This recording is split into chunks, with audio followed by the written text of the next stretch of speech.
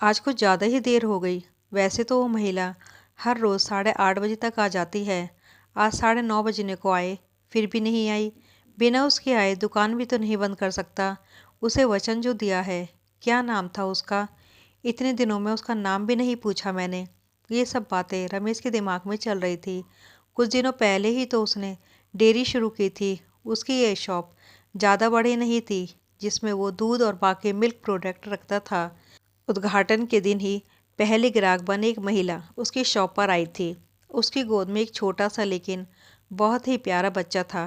उसने एक दूध की बोतल ली और रमेश से बोली, भैया अभी मेरे पास सिर्फ 10 रुपये हैं, बाकी के आपको कल दूँ तो चलेगा? रमेश ने एक बार उसकी तरफ देखा। गरीब थी बेचारी। गले में मंगलसूत्र नहीं, माथे पर सिंदूर नहीं। शायद पति मर गया होगा बेचारी का। रमेश ने अंदाजा लगाया। पुरानी मैली साड़ी को कई जगह रफू किया हुआ था। माथे से पसीने की बूंदें बह रही थी। फिर उसकी नज़र उस मासूम बच्चे पर गई, जिसके मैले चेहरे पर एक निष्पाप हंसी थी और अभी अभी आए 2 दांत उस हंसी को 4 चांद लगा रहे थे। रमेश ने उस महिला की तरफ देखा और बोला, कोई बात नहीं बहन, आप मुझे बाद में पैसे दे देना। बड़े समाधान के साथ महिला ने रमेश की तरफ देखा और बोली, भैया मैं ज़रूर आपको कल पैसे दे दूंगी। यहीं पास में ही उस दूसरी गली में छोटा सा घर है, वहीं रहती हूँ मैं। रमेश मुस्कुराते हुए बोला, कोई बात नहीं बहन, कल पैसे ना हो तो भी चलेगा। जब आपके पास होंगे तब दे देना। फिर वह महिला वहाँ से चली गई। अगले दिन वह महिला पैसे लेकर डेयरी पर आई और रमेश को पैसे देने लगी। रमेश ने पैसे लेने से मना किया और बोला, नहीं बहन, मैं यह पैसे नहीं ले सकता, क्योंकि कल आपने मेरी बोहनी की थी और कल मुझे 2,000 का फ़ायदा हुआ। आप मेरे लिए बहुत लक्की साबित हुई, इसलिए यह पैसे मैं नहीं ले सकता। रमेश की कही इस बात से उस महिला को बहुत ज़्यादा खुशी हुई, क्योंकि इतने सालों बाद किसी ने पहली बार उसको लक्की कहा था। वरना पति की मौत के बाद तो उसके ससुराल वालों ने उसे पनौती कहकर घर से निकाल दिया। भैया रात को कितने बजे तक आपकी यह शॉप खुली रखते हैं? महिला ने रमेश से पूछा। 8 बजे बंद कर देता हूँ बहन, रमेश ने कहा। रमेश का जवाब सुनकर महिला का चेहरा उदास हो गया। रमेश को यह समझते देर न लगी। उसने पूछा, कोई समस्या है बहन? अपने बच्चे और अपना पेट पालने के लिए मैं 2 घरों में झाड़ू बर्तन का काम करती हूँ। यह सब काम करके रात को 8:30 बजे घर लौट पाती हूँ। तब तक यहाँ आसपास की सभी दुकानें बंद हो जाती हैं और लाचारी से मुझे अपने बच्चे को भूखे पेट ही बहला फुसलाकर सुलाना पड़ता है। वह बोल नहीं सकता ना, उसी का फ़ायदा उठाती हूँ। कहते हुए उस महिला का गला भर आया। महिला की बातें सुन रमेश को बहुत बुरा लगा। फिर वह बोला, आप चिंता मत कीजिए बहन, बिना आपको दूध की बोतल दिए यह शॉप बंद नहीं होगी, लेकिन मेरी एक शर्त है। अपने आंसू पूछते हुए महिला ने रमेश की ओर देखा और पूछा, क्या शर्त है? रमेश बोला, आप मुझे दूध के पैसे नहीं दोगी? यह सुनकर महिला की आंखें फिर से छलक गई, लेकिन इस बार आंसू दुख के नहीं खुशी के थे। उसे ऐसा लग रहा था जैसे इंसान के रूप में भगवान उसकी मदद करने आ गए हों। उस दिन से हर दिन 8:30 बजे वो डेयरी पर आकर दूध की बोतल लेकर जाते। धीरे धीरे 5 महीने बीत गए और धीरे धीरे महिला बीमार होने लगी। ज़्यादा काम और चिंता की वजह से उसका शरीर दिन ब दिन सूखता जा रहा था। ऐसे ही एक दिन रमेश अपनी दुकान का सारा काम खत्म कर उस महिला के आने का इंतजार कर रहा था। 9:30 बजे वो महिला आई। आज उसका चेहरा कुछ ज़्यादा ही बेजान नज़र आ रहा था।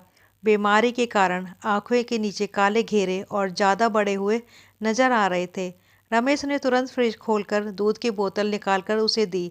फ्रिज बंद करने के लिए रमेश मुड़ते ही बोला कि बहन, आज कुछ ज़्यादा ही देर कर दी। वो घूमा, तब तक वो महिला दूध की बोतल लेकर जा चुकी थी। उसने सोचा, आज ज़्यादा देर हो गई, इसलिए वो जल्दी चली गई होगी। बेचारी का बच्चा रोता होगा भूख से। रमेश ने दुकान बंद की और घर चला गया। अगले दिन ठीक 8 बजे वो महिला शॉप पर आई और आकर बिना कुछ बोले खड़ी हो गई। हमेशा की तरह रमेश ने उसे दूध की बोतल दी।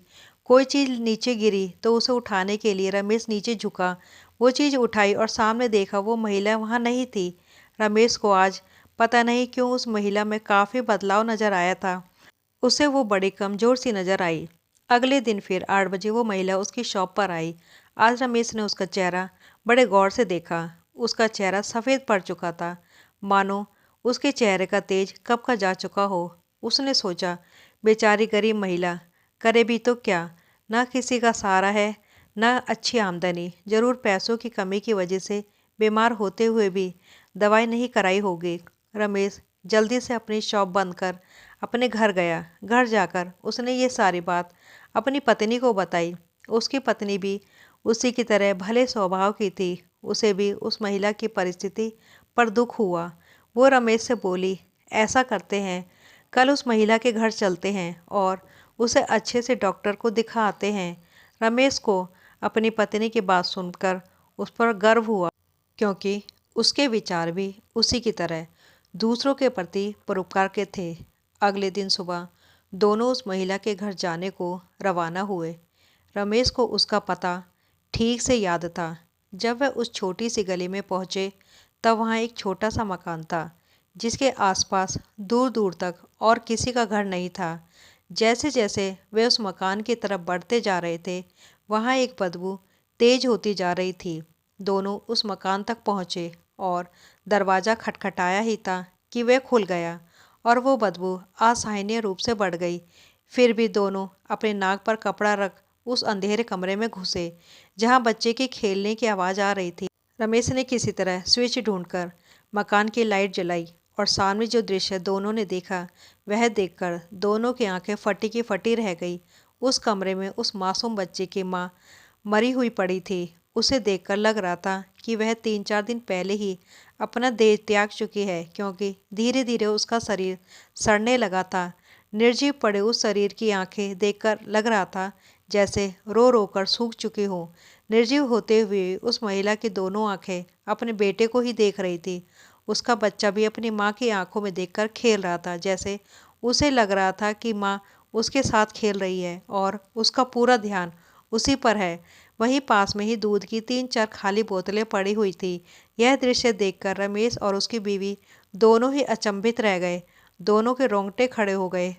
रमेश को अभी भी विश्वास नहीं हो रहा था कि एक मरी हुई माँ अपने बच्चे के लिए उसके पास से दूध लेकर जाती थी।